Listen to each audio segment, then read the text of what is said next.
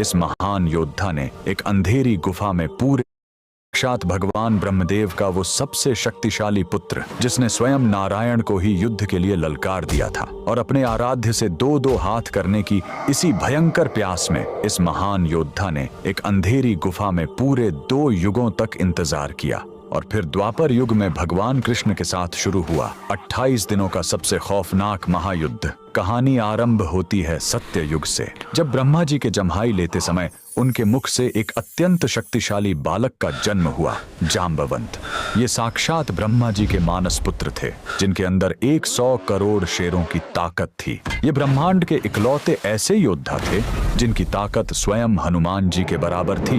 इनकी असीम शक्ति का अंदाजा इसी बात से लगाया जा सकता है कि जब वामन अवतार में भगवान ने अपने 3 कदमों में पूरा ब्रह्मांड नाप दिया था, तब जाम्बवंत जी ने अपनी जवानी के जोश में उस विशाल काय वामन भगवान की 21 बार परिक्रमा कर ली थी। फिर आया त्रेता युग। जाम्बवंत जी ने भगवान राम की सेना का साथ दिया। पूरे रामायण काल में साक्षात नारायण के अलावा कोई ऐसा पात्र नहीं था जो जाम्बवंत जी से युद्ध लड़ सके। ये वही थे जिन्होंने हनुमान जी का मार्गदर्शन किया और उन्हें उनकी भूली हुई शक्तियों की याद दिलाई। लंका विजय के बाद जाम्बवंत जी ने अपने आराध्य श्री राम को ही युद्ध के लिए चुनौती दे दी। भगवान राम मर्यादा पुरुषोत्तम थे, इसलिए उन्होंने मुस्कुराकर कहा, इस युग में नहीं ऋक्षराज, जब मैं द्वापर युग में कृष्ण बनकर आऊंगा तब तुम्हारी ये युद्ध की इच्छा जरूर पूरी करूंगा।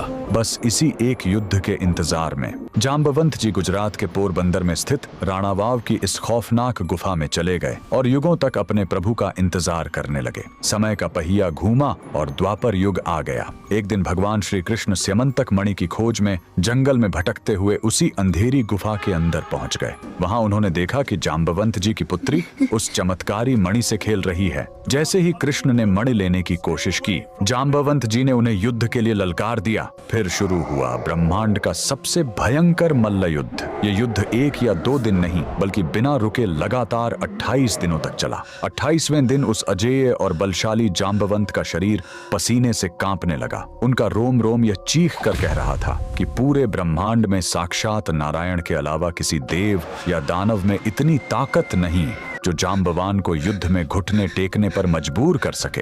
तब श्री कृष्ण ने अपने उस अलौकिक रूप के अंदर मर्यादा पुरुषोत्तम श्री राम का दर्शन दिया। जाम्बवंत जी की युगों की इच्छा पूरी हो गई।